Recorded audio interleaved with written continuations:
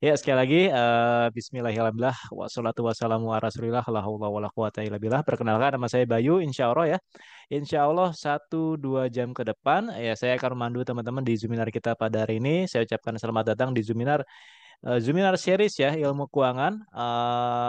Ini adalah acara mingguan kita ya, mingguan. Kita akan belajar langsung dengan Coach Yuzak setiap hari Jumat, insya Allah setiap hari Jumat pukul 19.45. Kita tadi buka sedikit telat 5 menit, nggak apa-apa ya. 19.45 sampai selesai gitu. Dan Zoominar ini tentunya difasilitasi oleh ilmukeuangan.com, sebuah platform edukasi keuangan bisnis untuk para pelaku bisnis di Indonesia. Oke, di sini masih mungkin ada ya teman-teman yang masih baru pertama kali. Baru pertama kali saya pengen tahu nih. Biasanya saya ngecek dulu nih dari 100, oh belum ya, masih 73. Dari 73 peserta yang hadir di sini, saya pengen tahu nih, eh, ada nggak yang baru pertama kali ikut di Zoominar ini? Saya pengen tahu nih, dari 73 ada berapa orang nih? Bu Umu, 1, 2, 3, 4, 5, 6, Pak Burhanuddin, 7, 8, oke, oke, oh banyak yang baru ya. Siap, siap. Ayo, ada lagi yang baru? Silakan absen. Saya. Boleh, itu juga saya.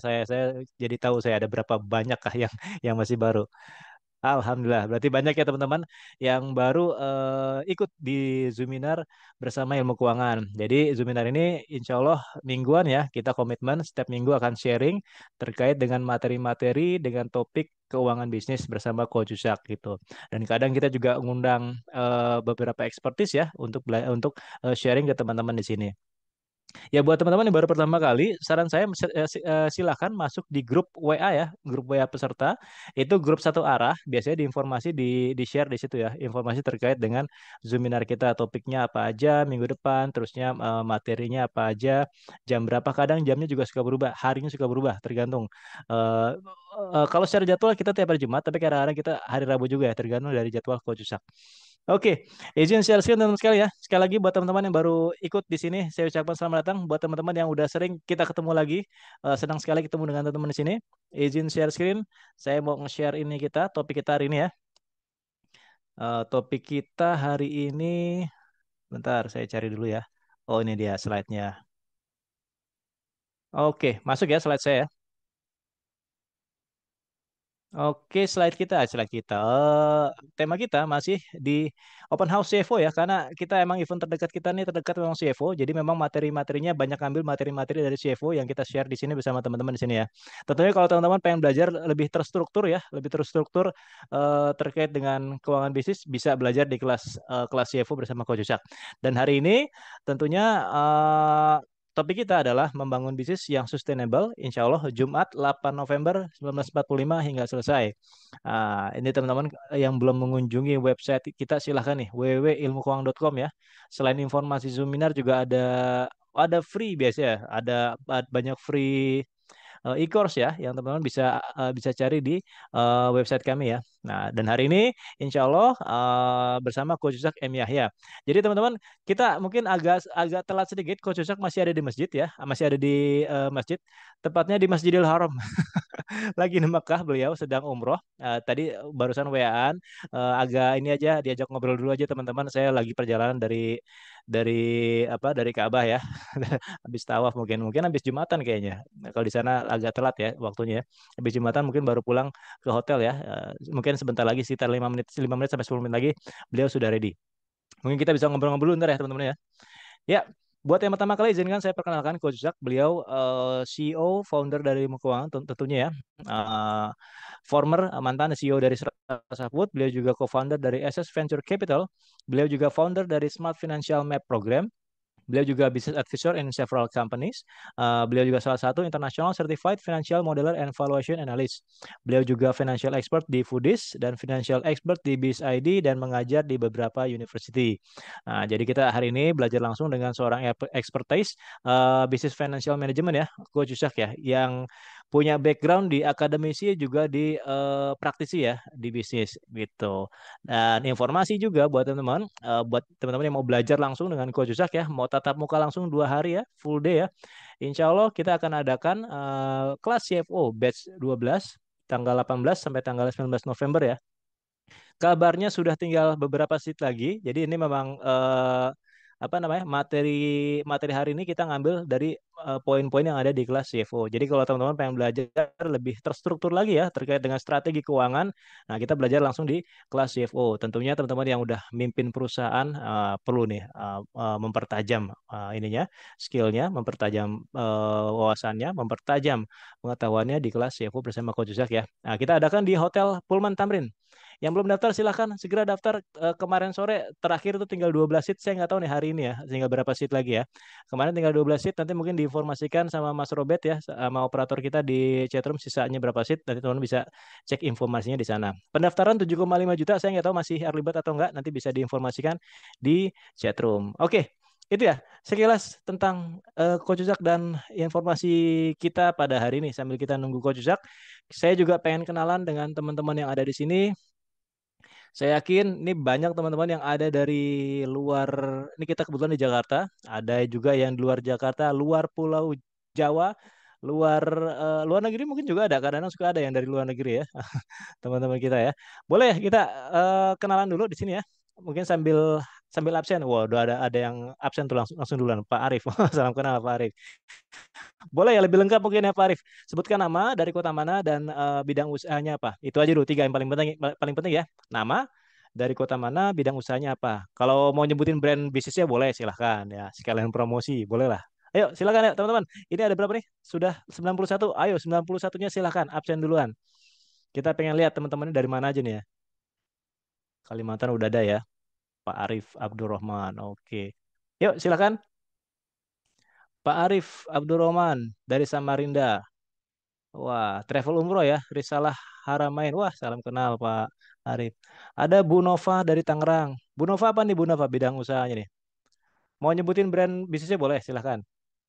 Ya, siapa tahu di sini bisa silaturahmi malah jadi bisnis kan, nambah lagi networking ya. Oke, mulai banyak yang isi ya. Oke, ntar saya baca secara random aja dulu ya nanti ya. Oke, iya silakan isi dulu. Saya bacakan dulu ini kita ya, tata cara kita di hari ini. Yang pertama, untuk sementara mohon maaf kita mute ya ini kita mic mic buat audiens ini. Karena memang biasanya pesertanya ada ratusan. Jadi kalau kita open mic takutnya ini ya, takutnya bocor nanti suaranya beradu di sini ya. Ya, jadi untuk berinteraksi kita mungkin baru bisa via chatroom dulu aja nanti ya. Nggak apa-apa. Oke, ya seperti ini ya interaksi ya. Silakan teman-teman absen dulu nama, dari kota mana, dan bidang usahanya apa. Oke, terus yang kedua kita nanti ada dua sesi. Sesi pertama itu sesi pemaparan materi tentunya terkait dengan ini kita hari ini, topik kita hari ini, membangun bisnis yang sustainable ya. Nah, jadi teman-teman silakan simak materinya. Biasanya sih sekitar 45 menit materinya. Nanti setelah materi kita bisa lanjut dengan tanya jawab. Nah, nanti di sesi tanya jawab ini khusus ya. Nanti ada 10, kita open 10 pertanyaan dulu. Buat teman-teman yang nggak mau ketinggalan, kadang-kadang wah Mas aku udah ngetik panjang-panjang ya, udah kehabisan gitu ya. Kalau saran saya kalau teman-teman pengen ada hal yang mau ditanyakan, didiskusikan dengan Coach Zak, mungkin pas ngingetnya pas lagi materi ya, pas materi wah ini yang saya mau tanya nih, materi ini relate nih sama dengan masalah saya ini, mau nanya gitu ya, langsung nanya di saat sesi materi. Nanti kan ada interaksi, wah tenggelam. Kalau saran saya nanti pertanyaannya ketik dulu aja teman-teman di di note, boleh lah gitu, di note ya, taruh di note dulu. Nanti begitu saya open tanya jawab teman-teman tinggal copy paste ke chat room ya, nanti biasa duluan ya, bisa kita bacakan duluan gitu. Itu triknya ya. Jadi teman-teman di sini yang biasanya nanya biar cepat dapat dapat buat bahan diskusi, saran saya taruh di note dulu, nanti di copy paste gitu ya. Jangan nanya pas lagi materi, jangan. Nanti tenggelam ya. Tapi kalau berinteraksi silahkan, berinteraksi dengan Coach Jack silahkan ya. Atau pertanyaan-pertanyaan ringan lah ya, bukan pertanyaan diskusi nggak apa-apa, silahkan ya. Oke, terus saat nanti tanya jawab, saran saya pastikan teman-teman juga sebutkan bidang usahanya apa. Jadi supaya nanti lebih relate ya pertanyaan teman-teman dengan jawaban Coach Jack ya. Kalau memang apalagi kalau pertanyaan udah banyak ke teknis ya, minta pendapat Coach Usak tapi udah lebih ke teknis ya sebutkan aja, mungkin bisa lebih mendekati apa namanya, lebih relate ya dengan jawabannya. Nanti kalau teman-teman sebutkan juga di bidang usahanya apa itu. Oke, dan kemudian kita di sini ada operator di sini. Segala informasi terkait dengan ilmu keuangan hanya di-share oleh operator IKA itu yang ada di ini ya, yang ada tadi barusan nge-share juga Boleh mungkin ya Mas Robert, sharing aja dulu Mas Robert, share apa namanya website kita ya. Di situ kan banyak ya teman-teman bisa dapat free. Nah itu ya. Jadi terkait informasi terkait ilmu keuangan itu hanya di-share di operator IKA ya, hanya itu aja ya. Jadi kalau di luar ini kita tidak bertanggung jawab ya dengan informasinya.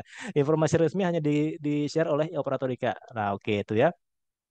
Zoominar ini dilakukan secara berkala 1 atau 2 pekan sekali. Silakan join grup WA untuk menerima informasi Zoominar setiap pekannya. Nah, teman-teman yang nggak mau ketinggalan, yang belum masuk grup ya, tapi kalau udah masuk salah satu grup, informasi ini nggak perlu masuk grup semuanya nggak masalah kok. Ya. Yang belum masuk silahkan masuk ke grup ini karena biasanya udah penuh kita bikin grup berikutnya lagi buat buat informasi satu arah ya supaya teman-teman nggak ketinggalan informasinya itu. Dan bahkan besok juga kita ada Zoominar lagi loh.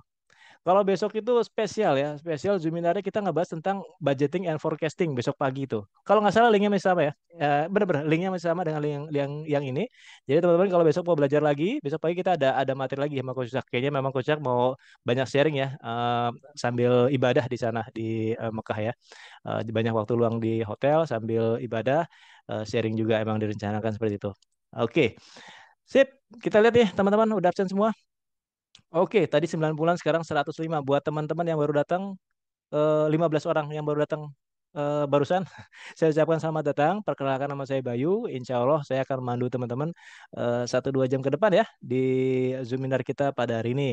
Dan Zoominar kita pada hari ini tentunya difasilitasi oleh ilmukeuangan.com, sebuah platform edukasi keuangan bisnis untuk para pelaku bisnis di Indonesia. Yang belum absen, yang baru datang silahkan absen dulu. Silahkan tuh cek di chatroomnya ya.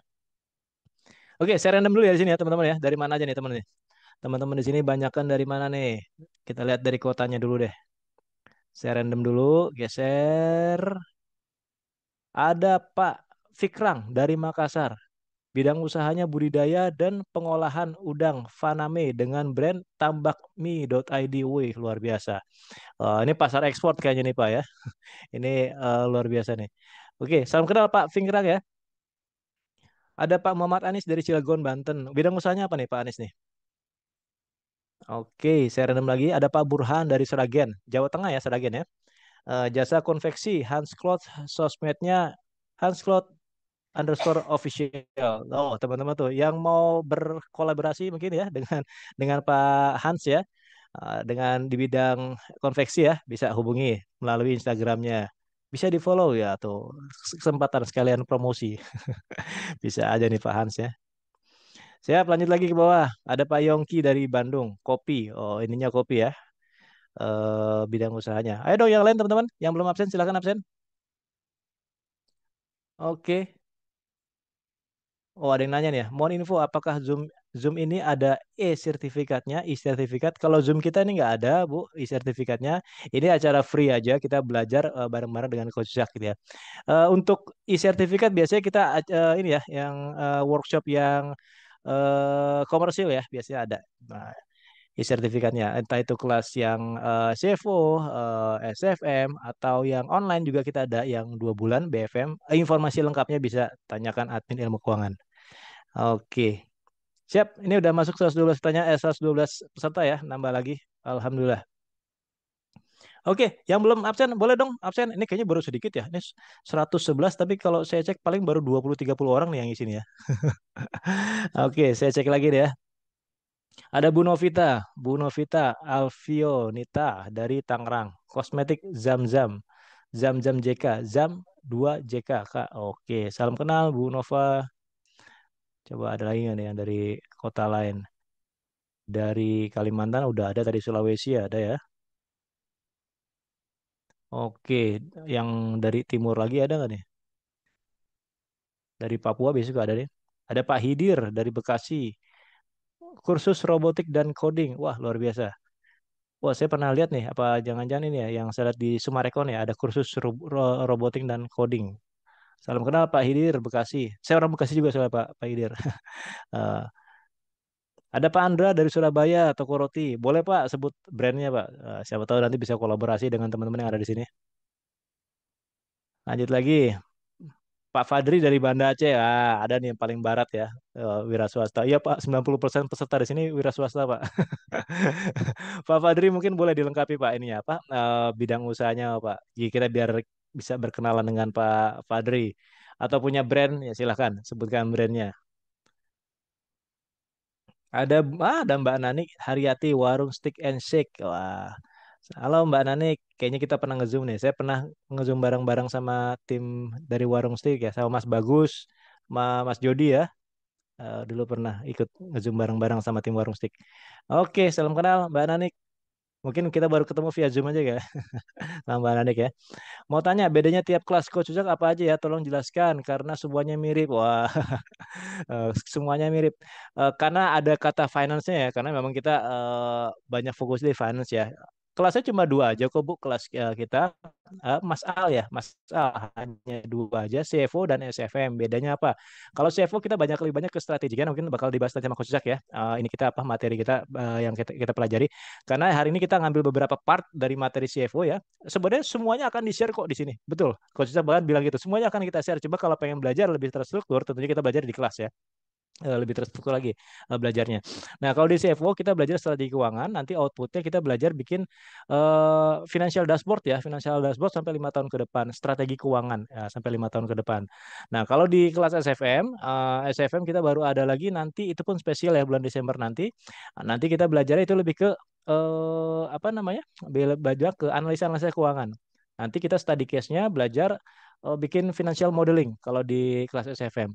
Nah, itu penting yang mana? Mana yang dulu? Dua-duanya penting dan nggak harus yang mana dulu karena memang dua-duanya ini memang kelas yang dasar ya untuk kita pelajari gitu ya.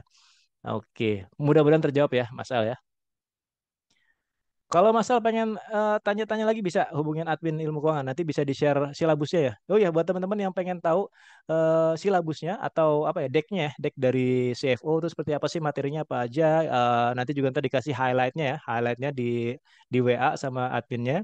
Ntar di WA dikasih highlightnya. Oh, kegambar nih. Ternyata kalau di kelas CFO belajarnya begini gitu ya. Di CFO di SFM lebih banyak analisa keuangan dan lain-lain. Nanti diinformasikan oleh admin dari ilmu keuangan. Oke, ada lagi Pak Yusuf dari Pak Yusuf FNB Makassar Yota, minuman kekinian. Halo, Mas Yusuf.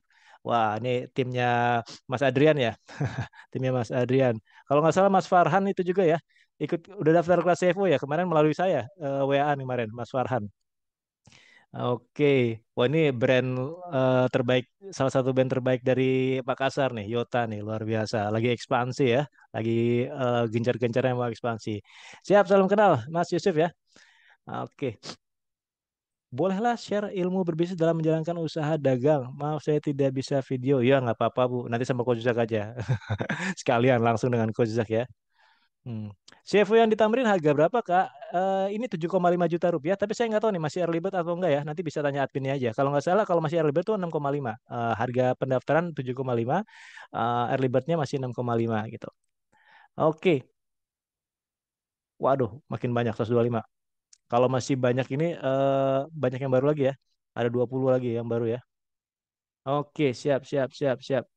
Assalamualaikum warahmatullahi wabarakatuh. Salam kenal coach dan moderator. Ya, salam kenal juga. Kita masih nunggu coach Cak soalnya nih. Coach Cak baru pulang dari masjid karena waktunya beda ya. Baru selesai Jumatan. Beliau lagi di Mekah kebetulan. Saya kurang tahu juga soalnya baru berangkat kemarin. Hari ini udah tiba di Saudi. Entah di Madinah atau ke Mekah dulu ya. Yang pasti baru selesai Jumatan. Ini baru pulang entah dari Masjid Nabawi atau baru pulang dari Masjidil Haram ya. Saya kurang tahu juga. Tadi informasinya eh, ajak ngobrol dulu aja ya teman-teman ya. Saya lagi jalan menuju hotel dulu nih. Oke, siap. Mungkin baru selesai makan, baru menuju hotel sedang siap-siap. Oke, kalau gitu gini aja. Saya izin share screen terkait materi kita pada hari ini. Ini soalnya banyak juga teman-teman yang baru baru masuk ya.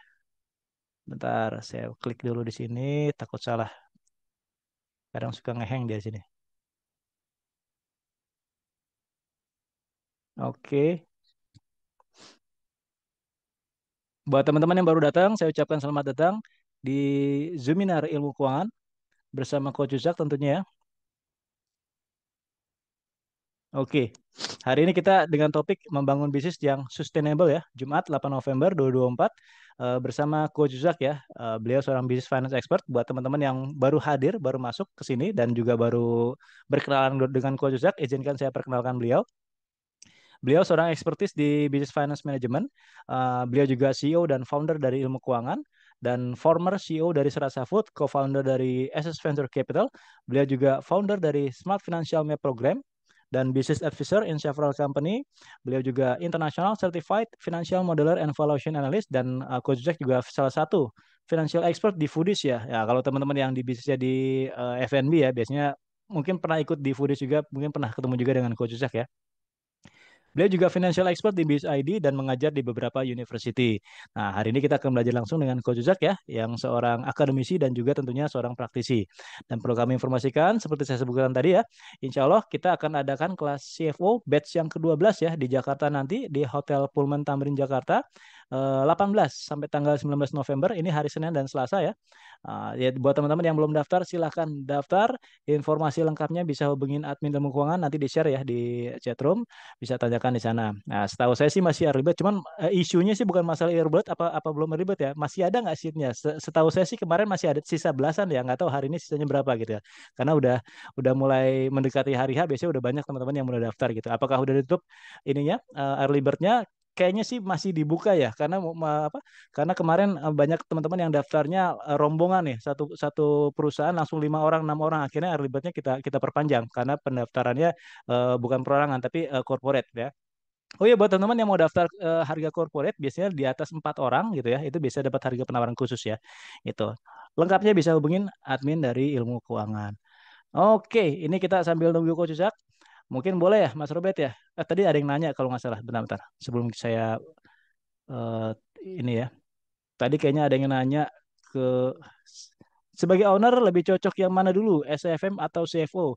Sebagai owner ya, eh seperti kalau teman-teman, kalau Mas Al nanti nanya ke Coach Zak, kurang lebih pertanyaan sama ya.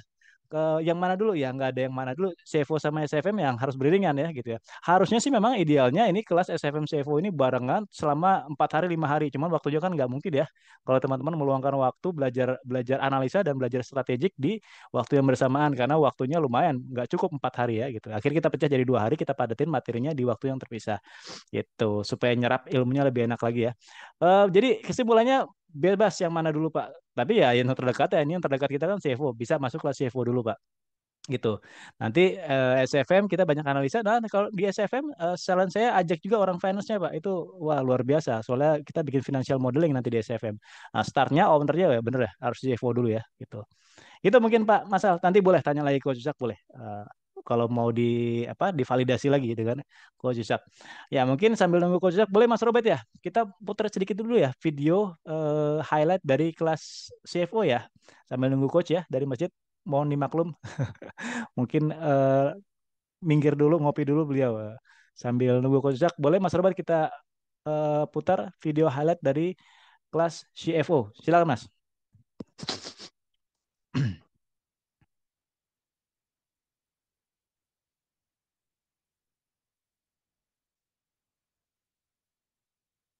Halo, Mas Robert. Wah, kayaknya lagi ke toilet orangnya nih.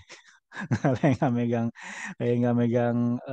Oh, oke, oke, siap, siap. Kita saksikan highlight dari kelas CFO.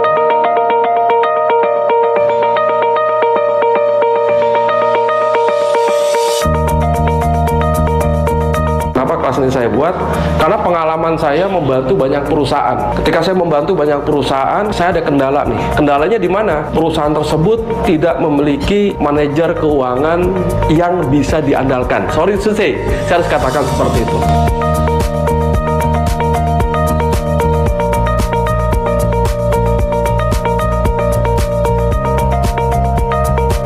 Kenapa? Karena manajer keuangan ketika bisnis Anda lagi tumbuh itu penting banget posisinya. Ya, direktur keuangan, manajer keuangan, sangat penting, krusial. Kenapa teman-teman? Ketika bisnis lagi mau tumbuh, cost-nya naik nggak? Perlu pendanaan nggak? Cash flow kena nggak? Perlu beli aset nggak? Semuanya tuh impact tuh ke keuangan.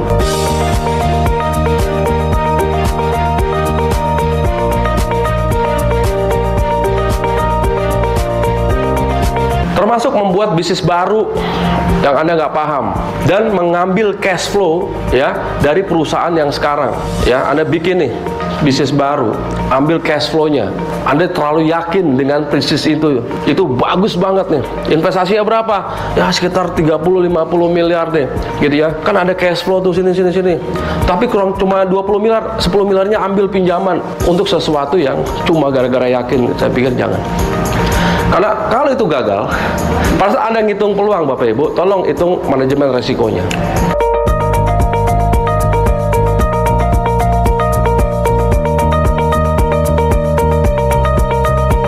Kita menargetkan itu seimbang between channel yang lama kita tidak matikan, kita bikin channel yang baru. Jadi seimbang antara 0 sama 30, kita let's say kita asumsikan 15 hari. Sehingga balance antara sell out, persediaan dengan juga sell in kita. Alhasil kita menargetkan itu untuk inventory kita di 30 hari, sehingga kita dapat dari customer sekitar 15, kalau dari 30 kita bayar di sekitar 45 dengan target akhir di 60. Fundingnya tadi dek ya? Funding kita dek. Alokasinya berarti organik ya?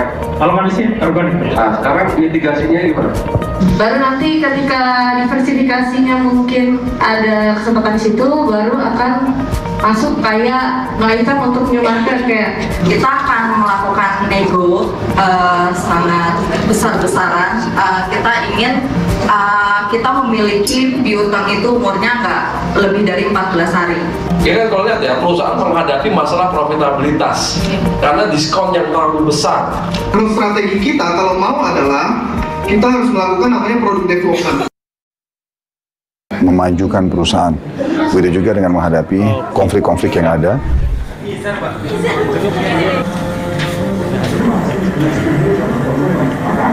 Assalamualaikum warahmatullahi wabarakatuh. Alhamdulillah wassalatu wassalamu ala Rasulillah. Saya Khalid Basalama, owner dari PT Uhud Tour. Dulunya PT Zahra Auto Mandiri. Kami ubah menjadi Uhud Tour, bergerak di travel haji dan umrah. Saya juga menggeluti F&D, ada restoran Timur Tengah, Ajot Resto. Saya menghadiri bersama Coach Yusan di pelatihan keuangan dan ini saya sendiri merasakan sangat besar manfaatnya karena memang di situ banyak sekali solusi-solusi yang diberikan dari beliau untuk memajukan perusahaan. Oke ya, demikian ya highlight dari kelas CFO. Sambil nunggu Coach Jack, ternyata udah ready deh, tadi ada gangguan teknis saya, tadi belum bisa open kamera. Assalamualaikum Coach Jack. Waalaikumsalam warahmatullahi wabarakatuh. Wah, ini kayaknya baru selesai Jumatan di sana ya. Oh, asar bro, asar. Oh, baru asar. Ini di mana Coach? Di Mekah apa Madinah saat ini? Madinah. Saya di Madinah, Oh, alhamdulillah. berarti Madinah dulu. Oke, alhamdulillah. Nanti udah cerita sama teman-teman. Coach Ishak agak telat sedikit tadi, baru pulang dari masjid.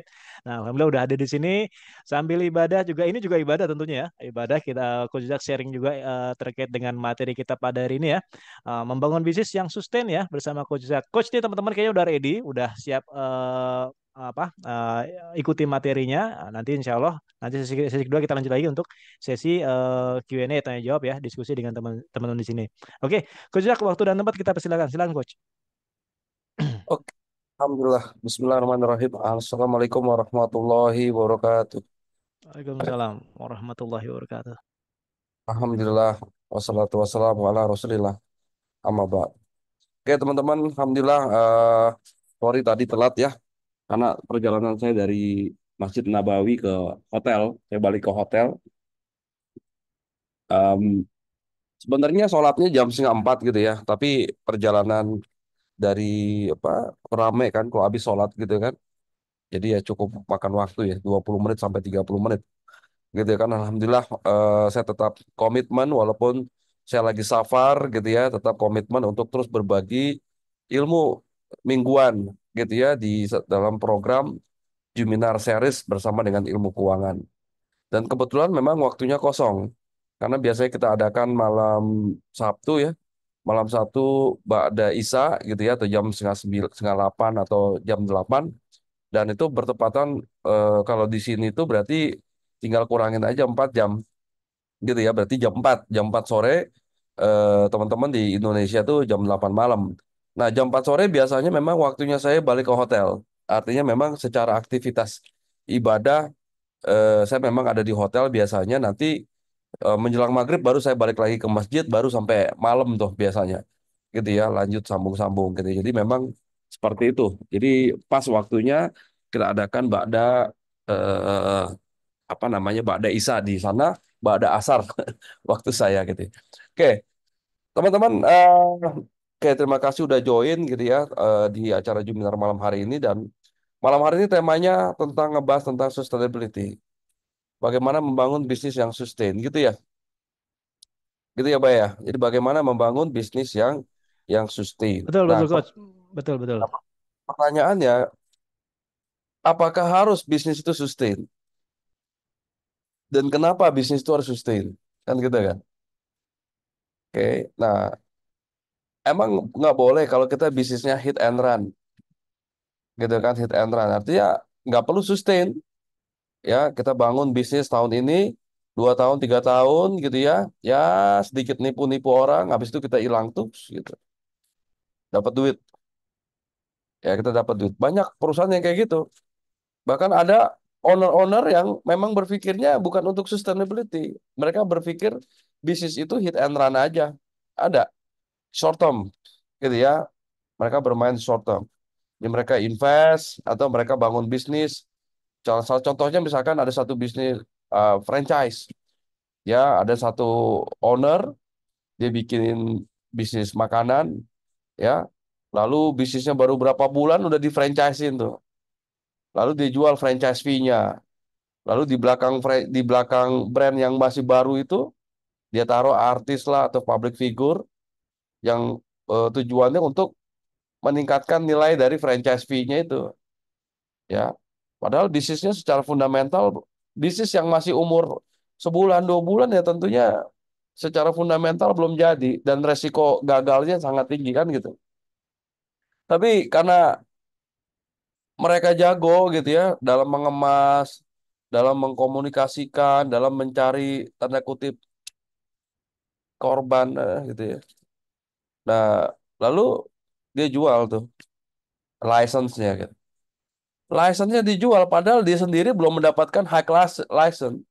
Hak license misalkan, Anda punya license misalkan apa sih, brand, merek atau paten itu nggak Anda daftarin 2 bulan itu jadi kan enggak.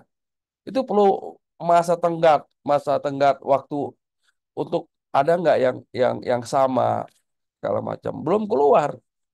Jadi kita ini kan kita baru memiliki license kalau license itu udah kita miliki, ya. Kayak misalkan kita punya rumah itu baru kita miliki kalau sertifikatnya memang punya kita gitu. Nah, ini mereknya aja belum baru didaftarin, belum tentu diterima atau ditolak, belum pegang sertifikatnya, udah jual license. What? Ini banyak korban-korban kayak gini gitu. Lalu secara bisnis pun fundamentalnya masih kacau. Cuma marketing, wah jago lah. Marketingnya, mengelabui orangnya, pakai public figure. Lalu jualan tuh mitranya. Cari kemitraan yang banyak-banyak. Cari mitra yang banyak-banyak. Salah satu di dalam komponen biaya investasinya si mitra adalah license fee atau franchise fee. Nilainya variasi kan. Ada yang 100 juta, 200 juta, 300 juta. Udah itu udah. Begitu udah dibeli, si mitra ini dengan harapan yang menggebu-gebu gitu ya. Berharap bahwa bisnis yang license yang dia beli ini bisa memperbaiki hidupnya, bisa meningkatkan investasi dan segala macam. Nggak taunya bisnisnya bangkrut. Ya, bisnisnya bangkrut, ownernya udah cuan. Ya, udah cuan dia, udah dapat tuh dari franchise fee. Lalu dia mulai komplain, ganti nomor, hilang. Lalu berapa tahun kemudian, gitu lagi. Begitu lagi. Nah, ini perlu hati-hati teman-teman. Ya, ini perlu hati-hati. Banyak banget yang kayak gitu. Salah atau enggak ya? Saya bilang itu salah. Kenapa saya bilang salah? Karena dia ngebohongin orang. Gitu ya. Tapi kalau misalkan memang bisnis dia short term, contoh short term misalkan, dia mengakuisisi satu perusahaan yang kondisinya ini udah nggak bagus. Ya, kondisinya ini udah nggak bagus nih. secara cash flow misalkan bermasalah, keuangannya juga jelek, ya. Tapi orang ini masih bisa melihat potensi, misalnya. Lalu diakuisisi bisnisnya, lalu dipoles-poles sedikit, lalu dijual lagi dengan harga yang lebih mahal. Ya kayak gini boleh, saya malah lebih lebih fair seperti itu gitu. Ya, lebih fair. Maksudnya ya itu banyak memang kondisinya. Tapi dalam memperbaiki bisnisnya itu ya benar-benar diperbaiki, nggak cuma di make up doang gitu. Nggak cuma di make up, tapi betul-betul diperbaiki. Dan ini lebih lebih profesional menurut saya. Nah, jadi ya ini kaitannya sama materi kita, bahasan kita tentang sustainability. Nah, lalu apa untungnya sih bisnis kita sustain? Ya, sustain atau jangka panjang. Contohnya yang kayak gimana sih bisnis yang sustain? Nah, mungkin yang mesti digarisbawahi adalah yang sustain tuh bisnisnya, bukan kepemilikannya. Kalau kita kenal misalkan Aqua, Aqua tuh sustain. Dari tahun 70-an Pak Tirta ya dia mendirikan, Pak Tirta tuh pendiri foundernya Aqua, dulu tuh adalah pegawainya Pertamina dan dia termasuk orang gila diteriakin tahun 70-an bahwa dia menjual air mineral 1 liter lebih mahal dari bensin 1 liter. Itu tahun 70-an. Ya, karena apa? Karena waktu itu dia kalau nggak salah dengan ceritanya ya, dia ada tamu atau dia ada bisnis partner Pertamina-nya itu orang bule. Karena tahun 70-an orang Indonesia tuh kalau minum air putih itu adalah air mentah dimasak gitu. Nah, itu orang bule ternyata nggak terbiasa sama itu, sakit perut, diare. Lalu dari situ dia ngeliat problem kan. Wah, kayaknya perlu nih dibuat satu air mineral yang higienis dan segala macam. Muncullah Aqua. Tapi tahun 70-an orang jualan air putih kan orang gila gitu. Nah, tapi kalau kita lihat sekarang bisnisnya Aqua sustain. Tapi pertanyaannya, ya Aquanya sustain. Kepemilikan sahamnya ya enggak, ya udah berpindah gitu. Ya tetap ya foundernya mungkin masih punya saham tapi udah bukan majority. Pengendalinya udah pindah gitu ya. Sekarang kalau nggak salah Aqua dipegang sama Danone gitu ya. Sama yang lain, Bango ya. Sama sejarahnya. Bisnisnya sustain, brandnya sustain, tapi mungkin kepemilikannya enggak.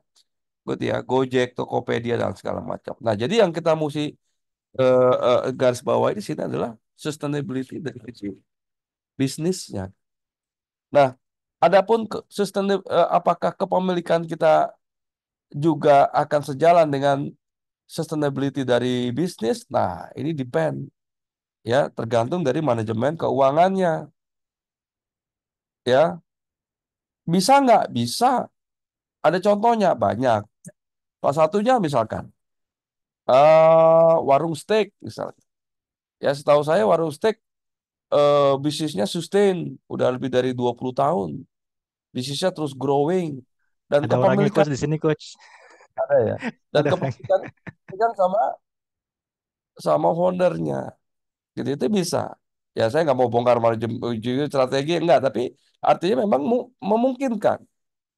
Ya, memungkinkan bahwa bisnis itu dan kepemilikan sahamnya itu masih dipegang sama foundersnya. Contohnya lagi apa Wardah? Ya, Wardah bisnisnya besar, sustain, gitu ya. Dan kepemilikannya masih dipegang majority oleh oleh founder. Gitu ya teman-teman ya. Nah, artinya apa? Artinya di sini yang kita perlu perhatikan adalah salah satu faktor tentang sustainability adalah manajemen keuangan. Nah, ini kita harus pintar-pintar nih. Bagaimana kita bisa bisnisnya itu terus berkembang ya dan sustain. Jadi ada beberapa matrix. Yang pertama adalah bisnisnya terus sustain, tumbuh ya dan ownernya masih milikin eh, majority dari kepemilikan. Ada yang bisnisnya tumbuh tapi foundernya udah minority. Ada yang bisnisnya nggak tumbuh ya atau nggak sustain dan ownernya majority dan ada yang bisnisnya udah nggak sustain ownernya bukan minority, bukan majority. Ada yang kayak gitu. Nah, sekarang kita mau bahas nih teman-teman. Bagaimana sih ngebangun building a sustainable business? Kayak ada satu teori yang saya pengen bahas, yaitu triple bottom line. Oke, kalau teman-teman dengar istilah triple bottom line, ya, jadi bottom line itu apa sih? Jadi kalau di laporan laba rugi ya, ada revenue, ada COGS, ya, ada laba kotor ya, gross, ada OPEX, ada operating profit, gitu ya. Oke. Nah, lalu apa lagi? Ya, ada tax misalkan, lalu ada profit. Net profit. Nah, jadi kalau kita ngomongin bottom line, nah ini bottom line, ya. Di bottom line itu mengacu pada apa namanya angka yang ada di paling bawah di laporan laba rugi. Sementara kalau revenue ini orang nyebutnya top line atau angka yang ada di paling atas di laporan laba rugi itu namanya top line atau revenue. Nah, sekarang kita ngomongin bottom line, yaitu apa? Profit. Di profit itu adalah bottom line. Nah, sustainability sebenarnya nggak cuma dengan profit, ada triple P, ya, atau triple bottom line, yaitu apa? Nggak cuma profit, tapi soal people dan juga soal planet.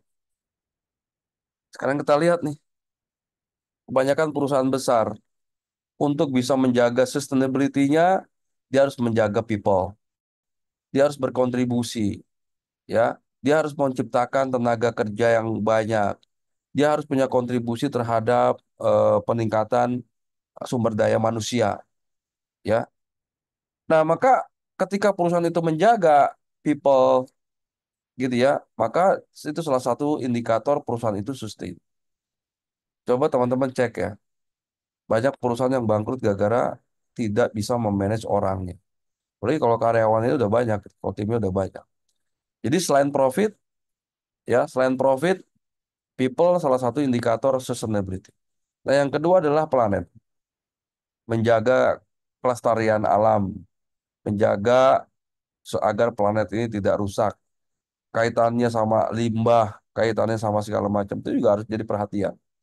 Kaitannya sama resources, ya, itu juga berpengaruh terhadap sustainability. Oke, contohnya apa? Misalkan ada minuman dengan kemasan, misalkan kemasannya pakai kemasan apa gitu ya, dan kemasan tersebut ternyata berbahaya, ya, akhirnya tidak sustain. Nah, itu dicari faktor-faktor apa, ya, atau bahan baku, ada nggak bahan baku substitusi yang bisa dijadikan sebagai bahan baku pengganti yang lebih sustain. Nah, jadi itu yang teman-teman juga harus perhatikan. Jadi memang ada dua hal tentang sustainability kalau berdasarkan pengalaman saya gitu ya. Yang pertama adalah financial factor dan non financial factor. Kalau financial factor ya kita bicara tentang profit gitu ya. Dan non financial factor bicara people dan planet. Nah, saya nggak ngebahas tentang people dan planet karena ini bukan ranah saya. Tapi ini again ini penting, perlu dianggarkan. Mungkin di ranah saya people dan planet ini bicara tentang penganggaran, tentang program kerja dan kaitannya sama penganggaran. Artinya apa? Kita betul-betul menganggarkan secara finansial untuk peningkatan sumber daya manusia, gitu ya. Dan juga kita juga harus menganggarkan tentang kelestarian atau kontribusi perusahaan untuk planet, di mana perusahaan kita mendapatkan meraup banyak keuntungan di sana. Jadi kalau kita ngeraup terus tanpa kita menjaga, ya planetnya rusak gitu. Ya, jadi kita harus jaga planet itu agar perusahaan juga ujung-ujungnya akan lebih sustain. Nah, mungkin saya akan lebih titik beratkan terkaitnya masalah profitability. Teman-teman, ini kaitannya sama kondisi ekonomi sekarang. Ya, kalau ada yang nanya ke saya, Coach, gimana 2025? Saya punya banyak partner ya, banyak punya teman. di ekonom, ya. Ya, jawabannya beda-beda, ya, jawabannya beda-beda, dan hampir dari mereka semua itu tidak bisa memberikan angka yang tinggi untuk level of confidence. Artinya mereka tetap melihat bahwa ya ada kemungkinan terburuk dan mungkin juga itu tidak terjadi gitu. Gitu ya. Kalau kita lihat sekarang, kita nggak tahu nih Amerika eh, presidennya dimenangkan ya sementara Pak Trump. Kita nggak tahu arah ekonominya Trump seperti apa. Pada saat kemarin pandemi, Amerika sampai sekarang belum bisa bangkit gitu ya. Lalu adanya gerakan BRICS, de-dollarisasi gitu ya. Dan ini make sense menurut saya gitu ya. Itu make sense. Dan terjadi inflasi yang tinggi di Amerika yang menyebabkan the Fed terus naikin suku bunga. Nah, ketika the Fed naikin suku bunga, tentu uang lebih banyak mengalir ke Amerika. Daripada investor invest ke perusahaan, resikonya tinggi, mendingan gue taruh deh ya di Amerika. Kenapa? Ya lebih pasti kan gitu ya. Si investor itu lebih dapatkan. Dan kalaupun perusahaan itu mau berinvestasi ke sektor real gitu ya, ke bisnis, mungkin akan sangat-sangat super selektif, dan mungkin juga akan sangat banyak meminta diskon ketika transaksi atau negosiasi. Sehingga angkanya jadi sulit, nggak masuk akal untuk kita bisa terima gitu. Perusahaan yang mungkin 5 tahun lalu punya nilai perusahaan atau valuasi 50 miliar misalkan, mungkin perusahaan yang sama hanya akan memiliki valuasi kurang dari 30 atau 20 miliar aja. Gitu ya teman-teman. Nah, jadi kondisinya itu memang eh, eh, udah berbeda sekarang, ya. Kondisinya udah berbeda sekarang. Nah, artinya apa? Kalau investor tidak tidak mau berinvestasi ke perusahaan, maka perusahaan kan sudah mau nggak mau dipaksa untuk hidup sendiri gitu, untuk bisa hidup mandiri, untuk bisa hidup dengan kakinya sendiri, ya, tidak bisa mengandalkan lagi dari dana investor, gitu loh. Nah, kalau perusahaan harus hidup dengan kakinya sendiri, maka salah satu dan satu-satunya opsi adalah harus bisa menjaga profitability. Ini dari sisi finansialnya. Maka perusahaan harus bisa menjaga profitnya. Karena dengan profit itu, dia harus menjaga arus kas operasionalnya tetap positif, dan dari arus kas operasional yang positif, dia akan bisa mendanai operasional perusahaannya dan bisa bagus-bagus untuk ekspansi juga bisa. Nah, itu kayak gitu teman-teman. Nah, jadi ini banyak faktor nih. Saya mau share juga tentang postingan saya di beberapa waktu lalu ya. Banyak yang nanya ke saya gini, Coach, dan ini true ya. Ada beberapa perusahaan yang secara revenue udah sangat besar, ratusan miliar, bahkan ada yang udah triliun. Mereka ngomong ke saya gitu, dan mereka ini banyak yang bisnisnya udah diinvest sama investor gitu ya. Lalu mereka itu ngobrol ke saya, waduh, lu kalau bisa sekarang jangan deh pakai investor deh gitu. Wah, wah segala macam gitu kan. Mereka mereka bercerita keluh kesahnya gitu ya. Bisnisnya diinvest sama investor dan segala macam, dan sekarang bisnisnya ini lagi struggling karena investornya ini, ya, investor itu kan hit and run ya. Sementara dia harus terus mengelola bisnisnya untuk lebih sustain, dan mau nggak mau dia mau fokus untuk bisa menjaga profitability. Yang tadinya investornya mungkin nggak terlalu membutuhkan profit, karena kebanyakan dari mereka mendapatkan investor yang sukanya capital gain, bukan dividen, gitu ya. Nah, maka investor lebih banyak mencari bisnis-bisnis yang bisa meningkatkan nilai perusahaan, gitu. Nah, sekarang game-nya udah berbeda. Ya, investornya udah akhirnya mencabut atau udah menjual kepemilikannya, lalu dana dana segarnya diinvestasikan ke sektor keuangan yang lebih zero risk ya atau low risk ya dengan return yang cukup bagus. Nah, kayak gitu teman-teman. Nah, jadi challenge-nya untuk tahun 2025 kalau Anda pengen bisnisnya lebih sustain gitu ya, eh, mungkin Anda harus memperhatikan beberapa hal. Ya, salah satu yang harus Anda perhatikan adalah faktor keuangannya terkait masalah profitability. Nah, saya akan coba share tentang, nah ini, berapa waktu lalu saya ada sharing tentang di Instagram saya ya, teman-teman yang belum follow silakan follow ya, gitu kan. Kalau nggak mau juga nggak apa-apa sih, gitu. Jadi saya saya sering ya saya berusaha tiap hari untuk bisa posting, gitu ya, hal-hal yang menurut saya baik untuk saya posting. Ya semoga itu bermanfaat. Nah, jadi salah satu yang saya jagain adalah ya tentang eh, ini ya tentang bagaimana sih caranya perusahaan itu bisa tumbuh ya perusahaan itu bisa tumbuh tanpa pendanaan. Nah, ini saya bongkar rahasianya. Bagaimana perusahaan itu bisa tumbuh tanpa tanpa pendanaan? Bagaimana Anda bisa lebih sustain tanpa harus bergantung sama orang lain? Dan rahasianya dan ini ada rasio-rasio keuangan yang harus Anda jaga. Bisa nggak bisnis kita tumbuh ya tanpa harus pakai investor? Itu pertanyaan.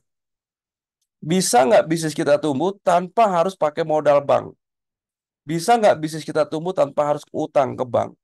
Bisa nggak bisnis kita tumbuh secara organik? Jawaban saya bisa. Kenapa saya jawab bisa? Karena saya pernah melakukan itu.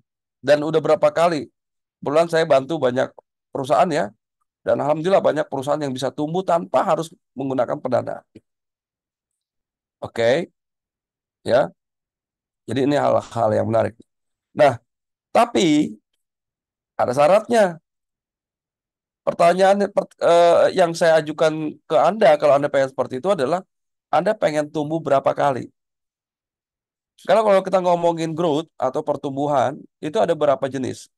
Ada yang namanya stable growth atau pertumbuh yang lebih stabil, ya, atau exponential growth, tumbuh yang lebih eksponensial, naik bisnisnya 2 kali lipat, 3 kali lipat, gitu ya. Nah, Anda pengen tumbuh yang mana?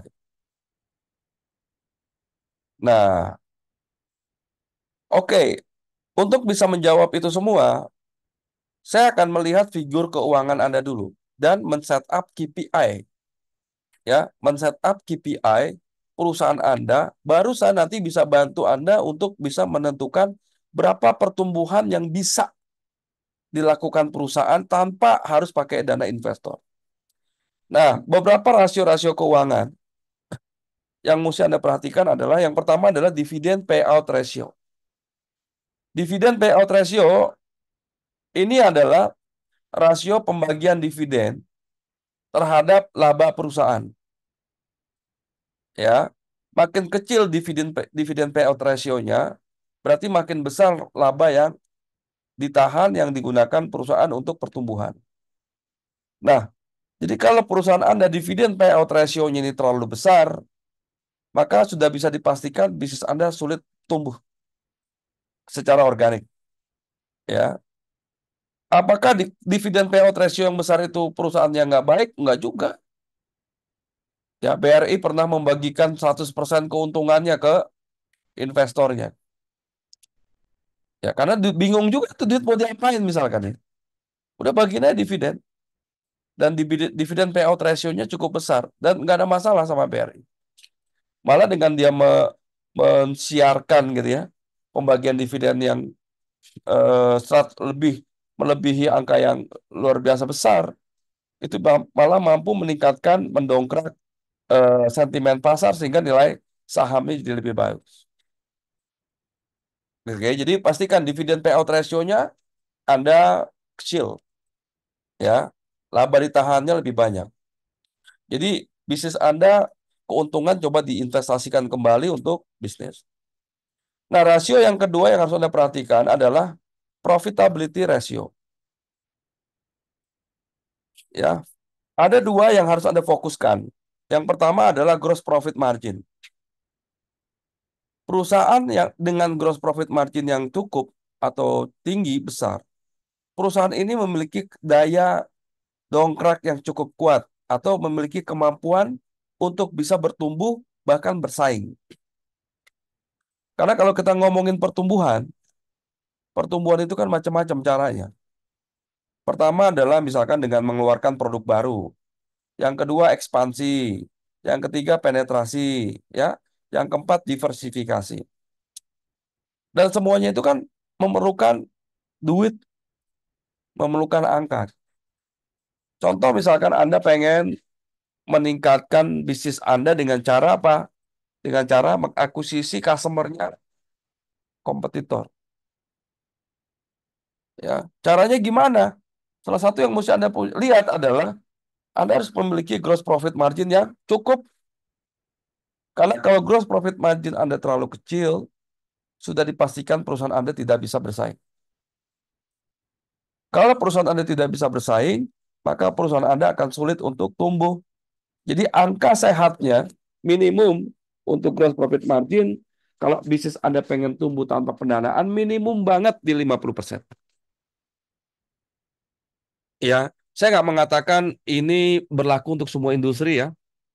Ya, ini untuk industri yang sifatnya consumer mungkin seperti ini. Tapi kalau Anda di industri retail ya pasti mungkin lebih kecil lagi dari ini. Oke, yang kedua adalah EBITDA margin. EBITDA margin ini penting. Kenapa? Karena EBITDA margin ini merefleksi cash flow, ya, merefleksi cash flow itu kalau orang bilang tuh namanya proxy namanya. Ya, jadi kalau Anda pengen mengetahui kondisi arus kas operasional perusahaan, itu bisa kelihatan dari EBITDA marginnya. Jadi EBITDA margin yang kecil sulit Anda untuk bisa tumbuh secara organik. Ya, EBITDA margin yang cukup mungkin bisa. Lalu berapa sih EBITDA marginnya? Ya, saya sebut aja angkanya misalkan minimum minimum 15%. Lebih bagus di atas 20%. Beberapa perusahaan yang bisa tumbuh secara organik tanpa harus banyak menggunakan pendanaan, mereka mereka memiliki EBITDA margin lebih dari 20%. Ya. Jadi EBITDA margin lebih dari 20% menurut saya cukup untuk Anda bisa tumbuh secara organik. Apalagi? Yang ketiga adalah cash conversion cycle. Cash conversion cycle ini adalah satu kondisi di mana perputaran uang kas perusahaan Anda. Dan ini biasanya dipengaruhi oleh termin of payment atau tempo ya pembayaran dari customer dan tempo pembayaran ke supplier dan manajemen persediaan. Kalau Anda mendapatkan pembayaran dari customer-nya ini cukup terlalu lama, sementara Anda harus membayar ke supplier to cash, ya hampir bisa dipastikan perusahaan Anda sulit bertumbuh secara organik. Kenapa? Karena makin perusahaannya tumbuh, makin Anda nggak punya uang. Ya, ujung-ujungnya Anda harus ngutang atau cari investor. Nah, make sure cash conversion cycle Anda udah bagus. Berapa angka bagusnya? Makin kecil makin bagus. Sayangnya saya nggak kasih angka di sini ya. Rumusnya itu adalah days of receivable ditambah dengan days of inventory dikurangi days of payable. Itu bahasa finansialnya. Bahasa bahasa premannya gini aja. Customer lu bayar berapa lama? Ditambahin dengan lu nyimpen persediaan berapa lama? Dikurangi oleh lu bayar ke supplier berapa lama? Kalau hasilnya kecil, misalkan angkanya 7, 14, itu masih sangat sehat. Makin kecil makin bagus. Lebih bagus adalah nol. Kalau angkanya nol, artinya bisnis Anda modal kerjanya sudah didanai oleh supplier. Nah, maka Anda sudah punya satu working capital funding tuh yang didanai oleh supplier secara gratis, ya, tanpa ada cost of money. Mungkin ada compensate, tapi ya masih bisa kita hitung lah. Nah, jadi cash conversion cycle ini berpengaruh apakah bisa Anda bisa tumbuh secara organik atau enggak. Yang keempat, operating cash flow. Nah, operating cash flow ini juga indikator penting apakah perusahaan Anda ini bisa tumbuh secara organik atau enggak. Kenapa, teman-teman? Karena kalau bisnis Anda pengen tumbuh tanpa mengandalkan pendanaan investor, tanpa harus ngutang ke bank, maka satu-satunya sumber pendanaan, ya, ada dua sebenarnya. Satu investing, tapi ya oke lah. Kalau perusahaan lagi bertumbuh, mungkin angka investing cash flow-nya nggak terlalu besar. Nah, tapi Anda harus bergantung dengan operating cash flow. Ya, makin kecil operating cash flow-nya, apalagi defisit, udah dipastikan perusahaan Anda tidak bisa mendanai pertumbuhan. Ya, makin besar operating cash flow-nya, makin memungkinkan perusahaan Anda bisa tumbuh secara organik. Oke. Selanjutnya, customer acquisition cost atau CAC. Banyak perusahaan pengen bertumbuh. Kalau bertumbuh itu apa sih? Yang tumbuh apanya? Omsetnya. Cara numbuhin omsetnya gimana? Nambahin customernya. Oke, buka tambah outletnya, tambah cabangnya. Semua itu kan biaya tuh. Nah, maka kita harus menghitung nih customer acquisition cost-nya. Makin mahal Anda mengakuisisi customer, makin sulit Anda bisa tumbuh secara organik. Makin murah Anda bisa mengakuisisi customer, makin mungkin Anda bisa tumbuh secara organik. Karena salah satu yang kita tumbuhkan di bisnis adalah number of customer-nya. Kalau sekarang customer Anda ada 100, untuk bisa tumbuh bisnis Anda, mungkin Anda harus bisa nambahkan customer-nya jadi 200. Nah, berarti ada 100 customer baru yang harus Anda akuisisi. Pertanyaannya, berapa biayanya? Kalau biayanya udah ketemu, bagaimana cara cara melakukan akuisisi, programnya apa? Nah, jadi make sure customer acquisition cost, ya, Anda rasionya sehat. Rasio sehat, saya coba kasih angka 3,3 banding 1. Lebih tinggi dari ini lebih bagus. Artinya apa? Kalau Anda misalkan, ya, Anda misalkan mengeluarkan biaya 1 miliar untuk mendapatkan customer, pastikan Anda mendapatkan 3 miliar, ya, 3 miliar apa namanya dari customer tersebut. Jadi ada perbandingannya, ya. Jadi ada perbandingannya. Make sure Anda mendapatkan lebih besar dari apa yang Anda keluarkan. Ya, kalau misalkan customer acquisition cost-nya itu mahal, waduh bahaya. Apalagi ya biayanya lebih tinggi dibandingkan return-nya, ya, dibandingkan dengan hasilnya. Anda mengakuisisi customer, satu customer acquisition misalkan 100.000, tapi dari customer tersebut Anda cuma dapetin 50.000, ya rugilah. Ya, jadi make sure Anda dapatkan customer acquisition cost yang cukup murah. Apalagi, nah, namanya capex ratio atau capital expenditure ratio. Apa itu capex ratio? Gini, teman-teman, misalkan Anda jualan nasi goreng ya, pakai gerobak. Omset Anda 2 juta sehari dan itu udah full capacity. Kalau Anda udah full capacity dan Anda pengen ningkatin omset Anda jadi 4 juta sehari, maka mungkin Anda harus nambah gerobak. Nambah gerobak itu kan beli atau keluarin duit. Nah, mengeluarkan duit untuk beli gerobak itu yang disebut dengan capex, capital expenditure. Nah, yang kita mesti hitung adalah setiap kali perusahaan itu bertumbuh, perusahaan itu harus mengeluarkan duit berapa. Bisa dipahami nggak? Untuk membeli aset. Karena tanpa pembelian aset tersebut, perusahaan tidak bisa bertumbuh. Nah, pertanyaannya adalah, rasio pembelian aset ya terhadap pendapatan itu berapa terhadap omset. Nah, ini harus kita hitung nih capex ratio ya. Jadi misalkan nih tadi tuh kita beli gerobak 20 juta, tapi dari 20 juta rupiah yang kita keluarkan untuk gerobak itu akan menghasilkan revenue misalkan 500 juta gitu. Berarti kan kalau 20 juta dapetin 500 juta kan berarti capex rasionya berapa kali tuh? Cuma 5%. Nah, maka itu sehat.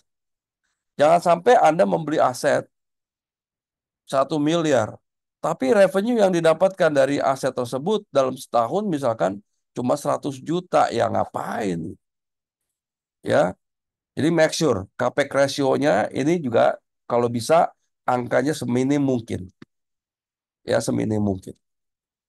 Nah, jadi ini berapa poin? Ada nggak poin KPI matrix financial yang lain untuk bisa tumbuh sustain tanpa harus dapat dana investor?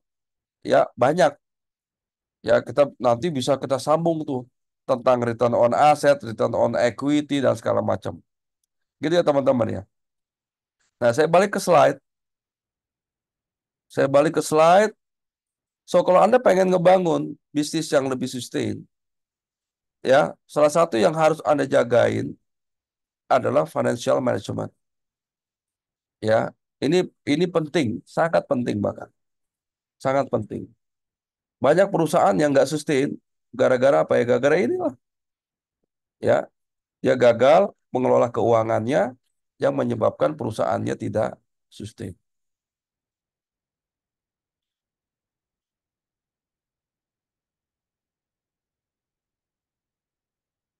Oke, nah, jadi untuk itu saya biasanya memberikan ini buat peserta workshop saya yaitu Financial Dashboard Canvas ini.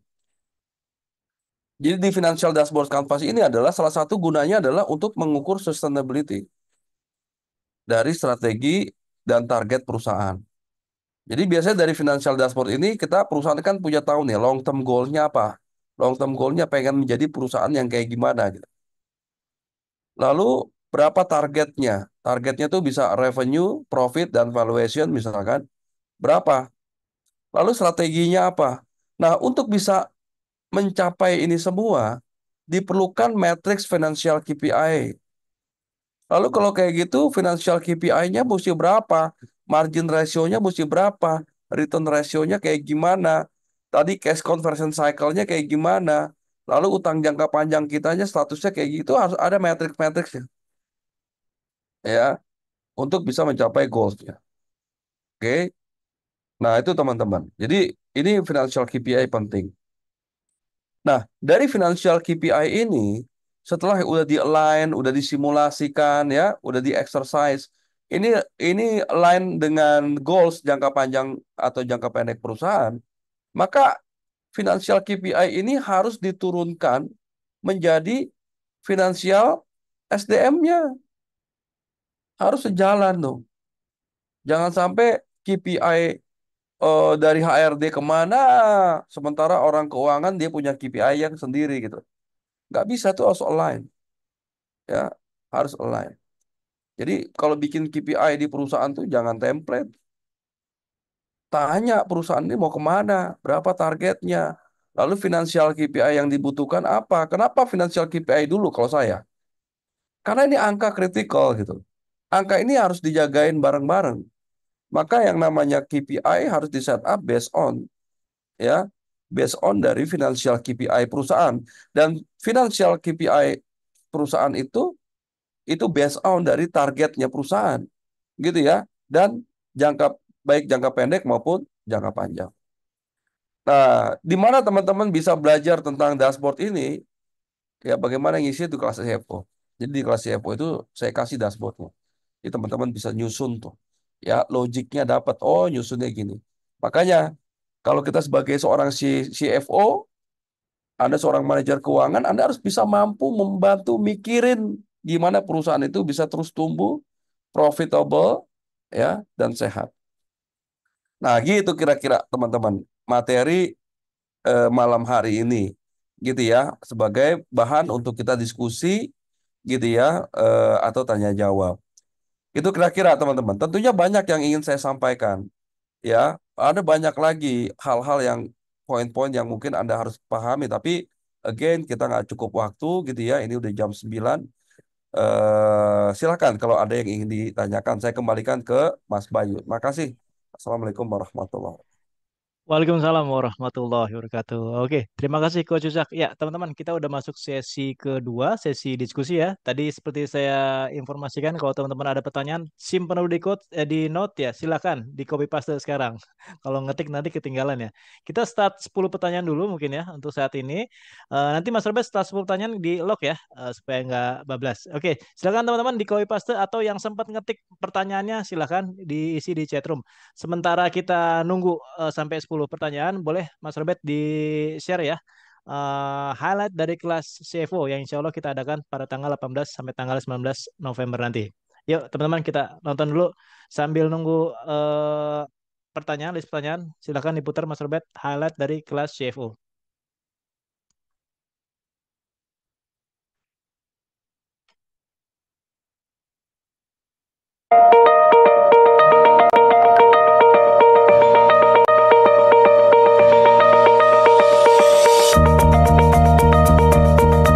Kelas ini saya buat karena pengalaman saya membantu banyak perusahaan. Ketika saya membantu banyak perusahaan, saya ada kendala nih. Kendalanya di mana? Perusahaan tersebut tidak memiliki manajer keuangan yang bisa diandalkan. Sorry to say, saya harus katakan seperti itu.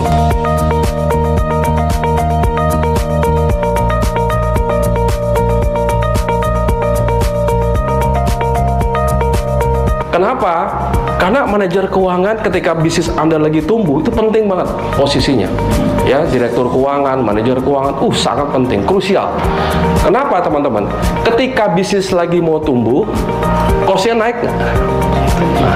Perlu pendanaan nggak? Cash flow kena nggak? Perlu beli aset nggak? Semuanya tuh impact tuh ke keuangan.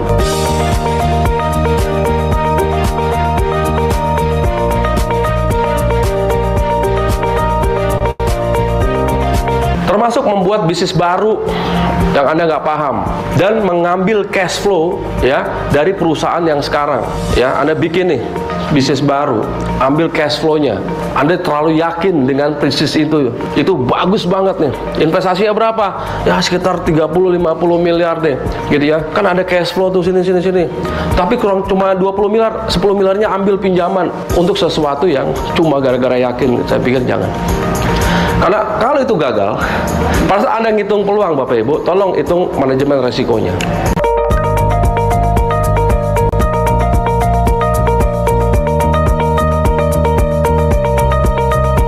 Kita menargetkan itu seimbang between channel yang lama kita tidak matikan, kita bikin channel yang baru. Jadi seimbang antara 0 sama 30 kita let's say kita asumsikan 15 hari. Sehingga balance antara sell out, persediaan dengan juga sell in kita. Alhasil kita menargetkan itu untuk inventory kita di 30 hari, sehingga kita dapat dari customer sekitar 15, kalau dari 30 kita bayar di sekitar 45 dengan target akhir di 60. Fundingnya tadi deh ya? Funding kita deh. Alokasinya berarti organik ya? Alokasi organik. Nah, sekarang mitigasinya gimana?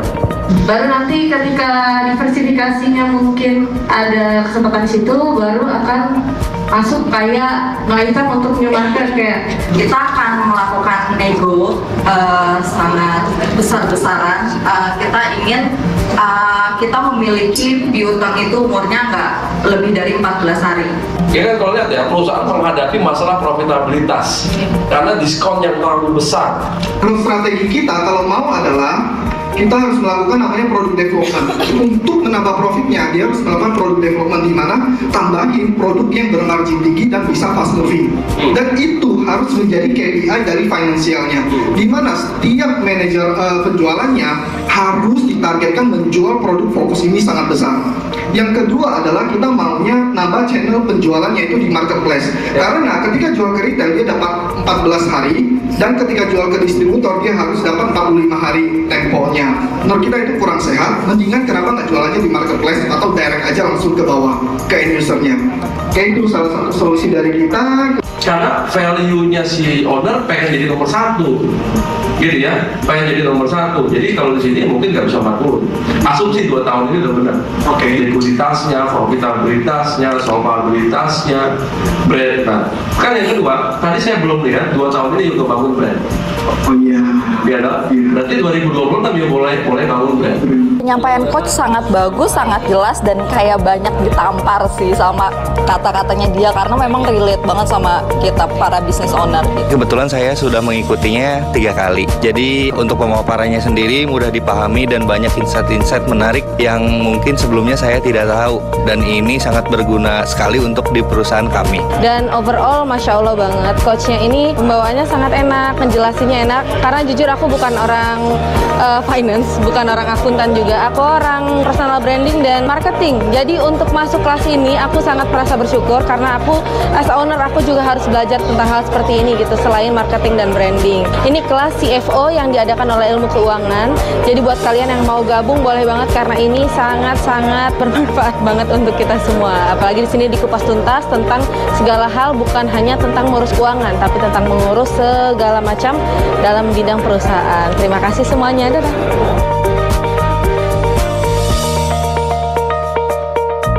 Iya, demikian kelas CFO teman-teman sekalian ya. Sudah keluar informasinya di chatroom, bisa dicek ya. Tinggal 10 seat lagi ya. Kelas CFO harga normal 7,5 dan masih early bird ya. Jadi ini isunya bukan soal masih early bird atau nggak early bird nih ya. Jadi pertanyaan masih early bird nggak? Udah tuh masih early bird ternyata ya. Dan masalahnya tinggal 10 seat. Jadi teman-teman yang mau daftar silahkan. Dan investasi early bird 6,5 juta ini khusus 3 pendaftar pertama di Zoominar hari ini dapat e-course ya senilai Rp650.000. Nah, silakan tuh dapat bonus tambahan lagi dari tim event ya. Informasinya bisa cek di chatroom.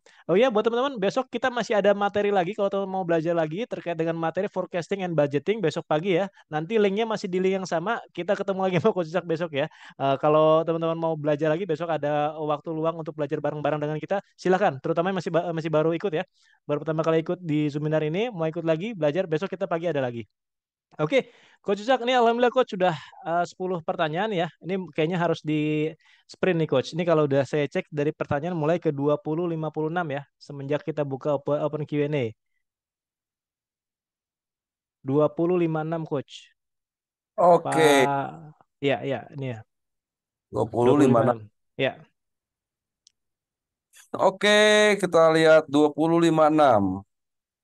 Kok di saya 16 ya? Berarti di saya 1656 berarti. Oh, oh ya betul beda ya. CAC rasio tuh Coach. CAC rasio 3:1. Pendapatan yang dimaksud itu pendapatan yang mana? Revenue atau gross profit? Ya.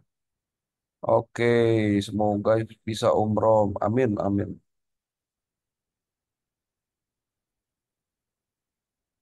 Oke, ini ada 51 nih.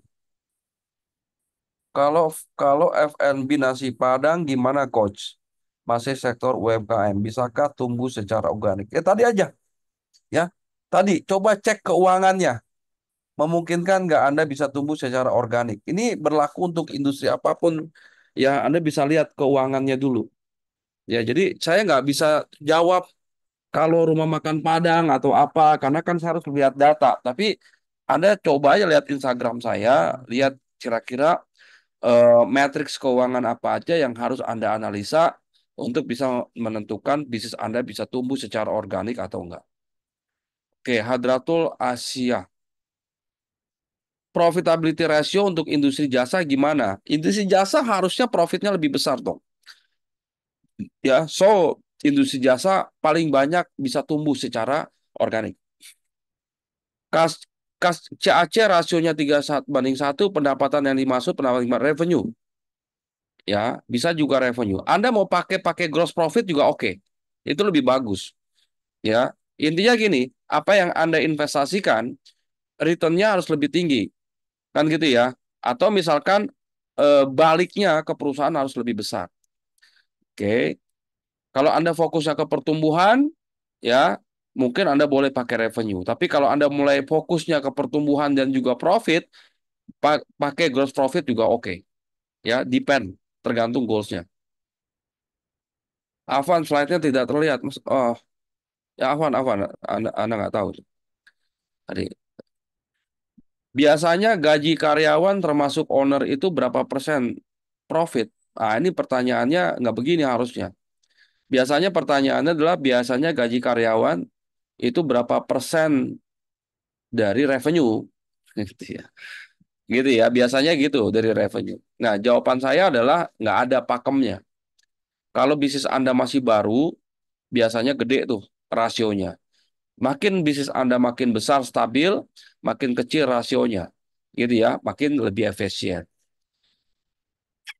ARS 2, Yeni, izin bertanya Coach, untuk evaluasi rasio keuangan apotik yang baru startup menggunakan data berapa bulan ya? Untuk forecasting arus kas, apakah bisa dibuat ya Coach? Bagaimana dengan nilai rasio keuangan yang ideal? Ini perusahaan baru. Perusahaan baru itu pasti ada masalah sama konsistensi, sama stability, gitu ya. Belum stable dia. Biasanya omsetnya juga naik turun. Ya namanya perusahaan baru. Jadi rasio keuangannya pasti berantakan tuh. Ya, rasio keuangannya pasti berantakan.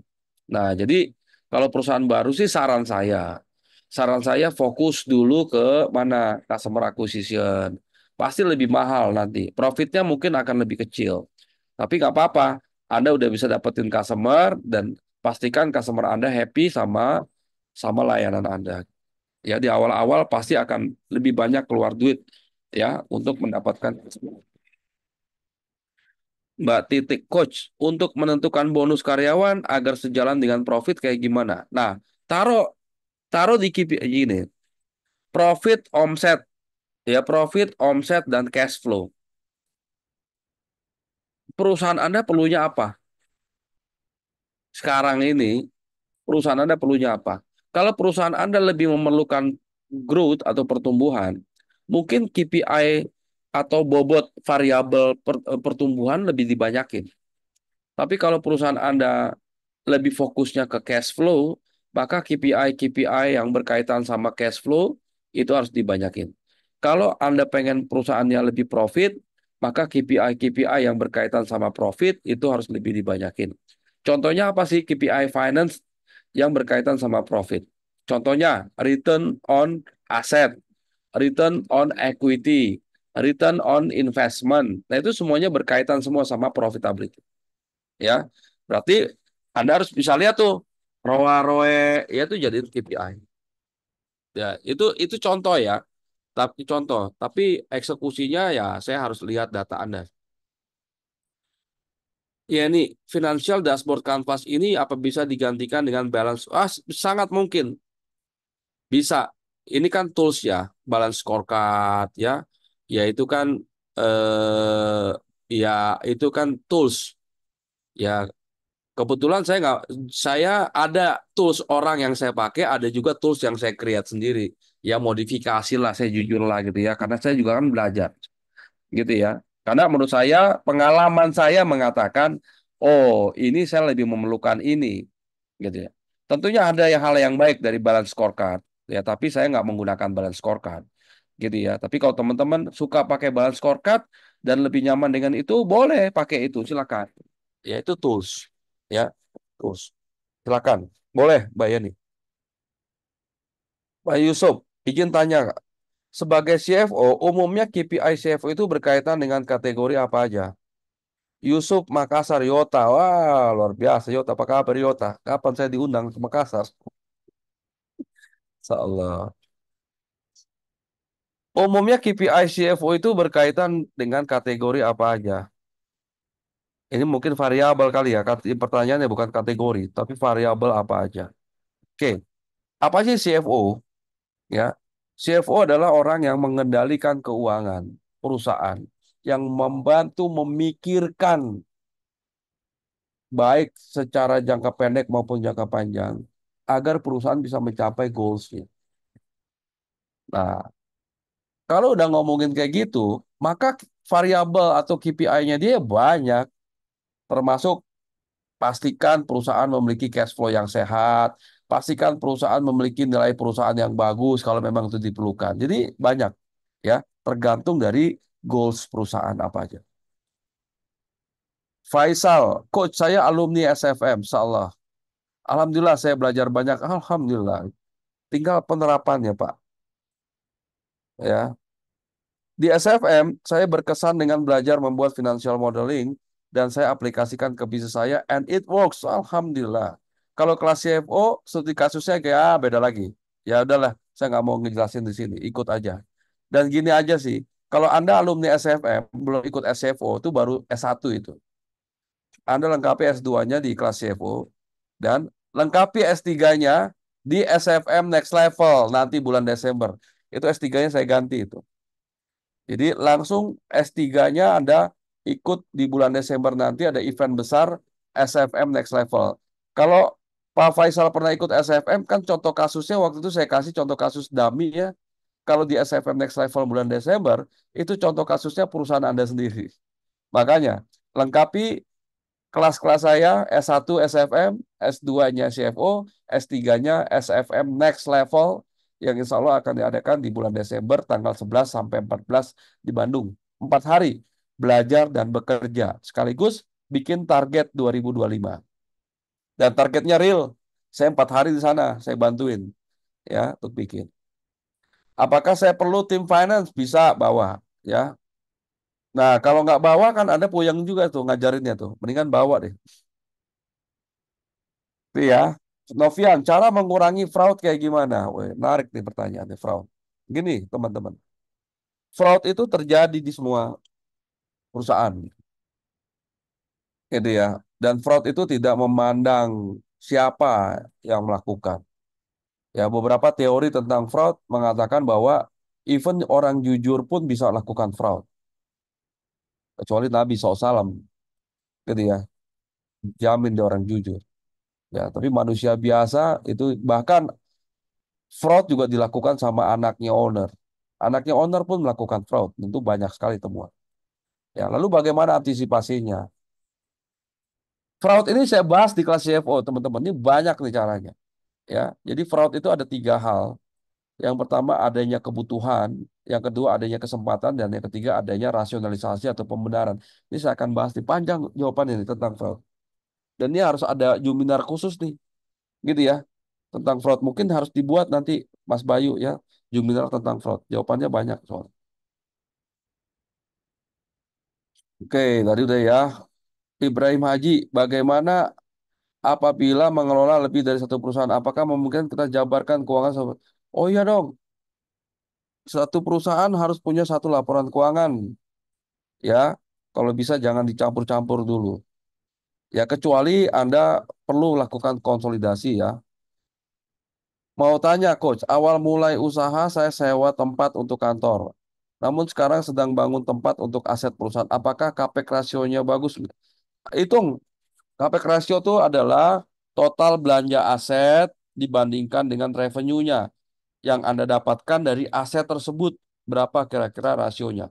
Kalau masih di bawah 10%, good, bagus. Perkenalkan saya Romadi Jabil dari Inkubator Polman Bandung yang bergerak di bidang PLTS. Saya ingin bertanya bagaimana perusahaan dapat memastikan aliran pendapatan yang stabil dan berkelanjutan di tengah kalau kita ngomongin sustainable, salah satu faktor atau variabel keuangan yang paling penting adalah revenue, omset. Ya, tanpa revenue Anda nggak bisa ngapa-ngapain, teman-teman. Ya, jadi make sure perusahaan mendapatkan revenue makin tumbuh, gitu ya. Silakan strategi. Tanpa ada revenue yang stabil, perusahaan sulit sustain. Alhamdulillah udah kejawab semuanya, teman-teman ya. Mudah-mudahan bermanfaat jawabannya. Sorry kalau ada yang kurang gitu ya. Kita bisa ketemu lagi. Silakan saya balikan ke Mas Bayu. Makasih. Oke, terima kasih Coach Uzak. Ya, teman-teman yang nggak sempat nanya ke Coach Uzak, keburu di lock ya. Silakan follow Instagram Coach Uzak dan jangan lupa juga follow Instagram dari Ilmu Keuangan. Ya, saya informasikan buat teman-teman yang mau belajar lagi, besok kita ada lagi nih belajar bersama Coach Uzak ya. Besok pukul 10 pagi ya. Ini udah ada di chat room teman-teman bisa cek ya. Open House SFM Special Edition. Jangan sampai salah forecasting and budgeting. Jadi besok kita ada materi terkait dengan forecasting and budgeting ya. Ini juga berhubungan dengan event kita nanti di bulan Desember nanti ya. Spesial SFM spesial di bulan Desember nanti. Dan informasi CFO juga sudah keluar di chat room, teman-teman bisa cek ya. Tinggal 10 seat lagi ya. Harga normal 7,5 juta rupiah, investasi early bird masih 6,5 juta. Jadi teman-teman udah hemat 1 juta dan tiga pendaftar pertama di hari ini dapat free course senilai 650 ribu rupiah. Kelas CFO 18-19 November 2024. Oke, di Pullman Hotel Tamrin ya. Kita 2 hari ketemu langsung dengan Coach Zak, belajar langsung dengan Coach Zak. Nah, jadi eh, sudah ada juga ya di sana ya. Hubungi admin linknya ya atau bisa langsung hubungi di nomor 0812 3204 0682. Oke, Coach Uzak nih sebelum saya close mungkin ada pesan terkait dengan kelas CFO kita nanti Coach tanggal 18-19 dan mungkin bisa diakhiri dengan closing statement dari Coach Uzak. Silakan Coach. Iya, ini ini kelas CFO terakhir ya di 2024. Ya, setelah itu Oh, akan betul betul ya. di 2025. Dan setelah kelas CFO besok cuma ada satu event namanya SFM Next Level di Desember. Tapi event SFM Next Level itu saya udah bilang itu terbatas banget. Kenapa? Karena saya akan membantu langsung perusahaan perusahaan peserta nanti dalam membuat planning, budgeting, forecasting, dan manajemen keuangan. Termasuk menentukan KPI-KPI keuangannya. Jadi saya nggak bisa banyak-banyak gitu ya. Dan cuma ada event itu aja gitu ya. Jadi kalau teman-teman memang mau lompatnya ke SFM Next Level silakan. Ya saya nggak tahu masih ada slot atau enggak gitu ya. Mas Bayu yang tahu. Jadi kalau teman-teman mau ikut kelas CFO, saya pikir pesertanya juga ini udah mulai full ya, Bay ya. Gitu ya, udah mulai full. Saya dapat info katanya ya paling banyak cuma 10 seat lagi aja gitu. Tapi nggak tahu nih teman-teman ya.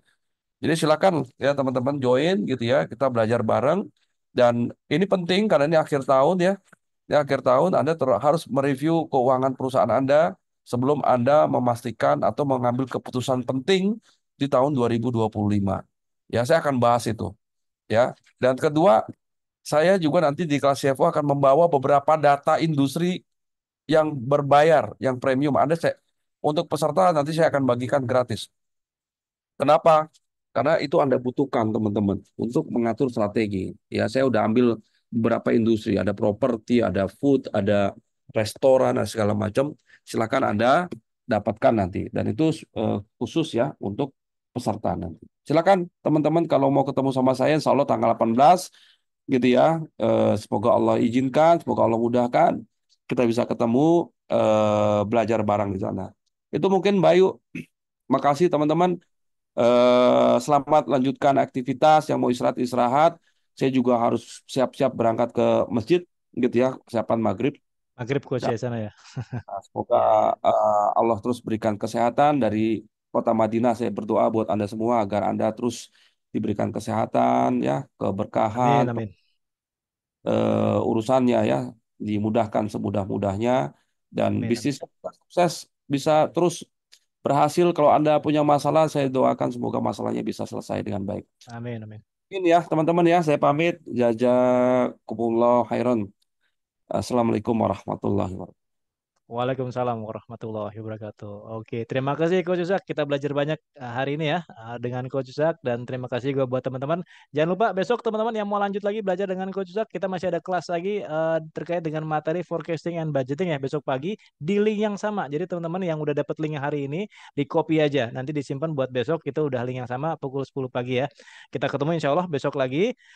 Terima kasih atas partisipasi Anda yang hadir di hari ini. Terima kasih juga tim ilmu keuangan ya, Mas Robert, Mas Reza, Mbak Yanti ya yang bantu kita di hari ini. Mbak Lita juga, thank you tim ilmu keuangan. Selamat beristirahat. Saya Bayu Nirbayanto, izin pamit. Assalamualaikum warahmatullahi wabarakatuh.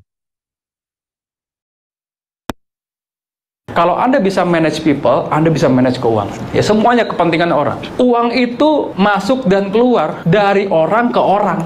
Dari customer, orang bukan. Bayar gaji karyawan, orang bukan tuh. Bayar supplier, orang bukan yang Anda temuin. Datang surat warna coklat, yang Anda temuin orang atau apa gitu. Orang juga. Ketemu investor, oh itu orang semua tuh. Selama yang kita handle itu orang, artinya apa? Kemampuan kita mengelola orang itu penting. Komunikasi, negosiasi, bikin semuanya baik-baik. Kita ada masalah cash flow, outstanding ditagih. Tahu-tahu kita bisa ngomong, tahu-tahu dapat dealnya, outstandingnya bisa dimundurin. Gimana caranya? Bagaimana kita bisa ngobrol ke supplier biar dia paymentnya bisa lebih cepat? Bagaimana ke investor agar tertarik? Itu kemampuan dia bicara penting. Makanya saya mengatakan kemampuan Anda mengelola keuangan itu akan terlihat dari kemampuan Anda mengelola people.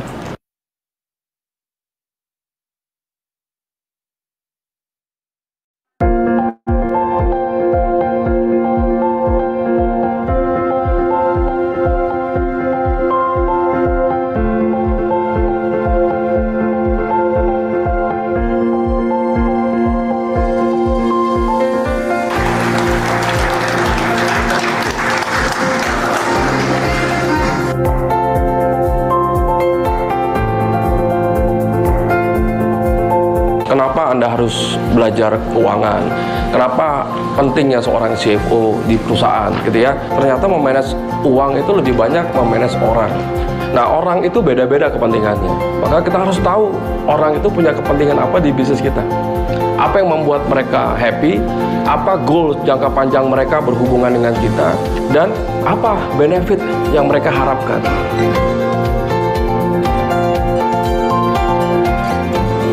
Nah, ini yang disebut dengan market size.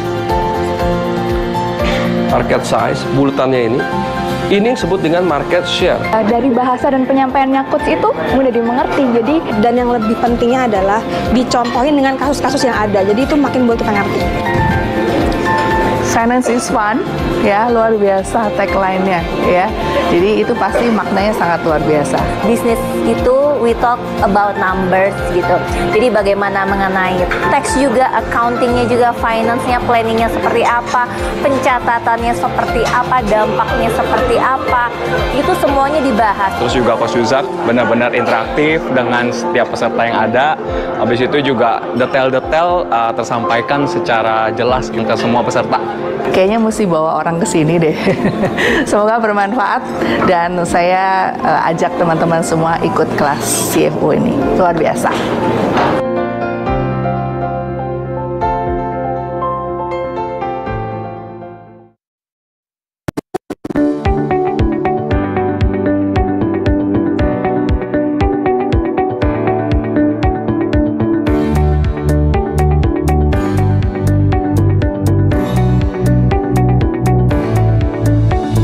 Nah, sekarang kelas CFO ini bagaimana kita memimpin sebuah organisasi dari kacamata keuangan. Bagaimana keuangan bisa mendrive bisnis Anda ya untuk bisa lebih tumbuh lagi.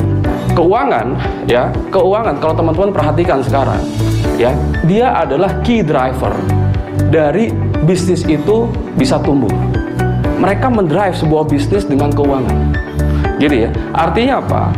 Keuangan di level yang lebih tinggi, dia adalah key driver dari suksesnya sebuah bisnis, dari cepatnya sebuah bisnis. Hanya cuma 5% business owner yang mengambil keputusan bisnis menggunakan analisa keuangan. Yang 5% ini, bisnisnya 80% dari total yang 300 tadi. Artinya apa? Yang 5% ini menguasai bisnisnya. Awalnya kita takut ya mau ikut kelas finance ini, kita paham nggak ya masalah bahasa-bahasa, takutnya rumit banget kan. Kita awalnya bukan dari orang finance, tapi setelah ikut kelasnya ini ternyata bahasanya Coach Yuzak itu bisa dimengerti banget gitu. Dan sangat mudah untuk difahami. Dijelaskan dengan cara yang gampang banget. Kita yang di awal juga nggak punya basic keuangan, cukup mudah mengerti materi-materi yang disampaikan oleh Coach Yuzak. Terus yang menariknya nih, yang paling efektif untuk saya ni, berarti kita ni tidak usah untuk membuka cabang yang banyak untuk menaikkan omset. Kita ni harus mengolah satu tempat itu bisa menghasilkan omset yang lebih besar, dan tidak semestinya buka cabang yang banyak itu bisa menambah banyak omset. Oke, Assalamualaikum warahmatullahi wabarakatuh. Alhamdulillah, wassalatu wassalamu ala Rasulillah. Saya Khalid Basalama di pelatihan keuangan, dan ini saya sendiri merasakan sangat besar manfaatnya karena memang solusi-solusi yang diberikan dari beliau untuk memajukan perusahaan. Begitu juga dengan menghadapi konflik-konflik yang ada, menghadapi pasar pada saat orang itu harus mengembangkan usahanya, dan sekian banyak hal-hal yang bisa didapatkan oleh teman-teman. Maka saya rekomendasikan untuk para owner TPO untuk juga ikut andil dalam acara seperti ini. Semoga bermanfaat. Assalamualaikum warahmatullahi wabarakatuh.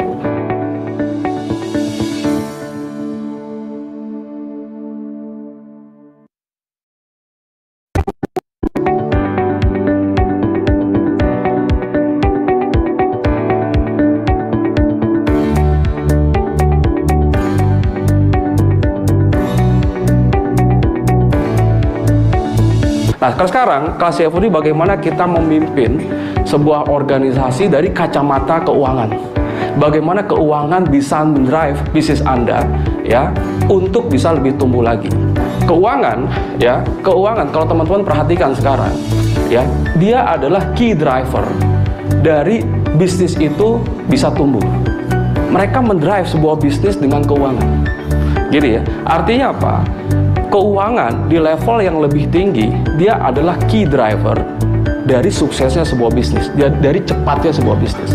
Hanya cuma 5% business owner yang mengambil keputusan bisnis menggunakan analisa keuangan.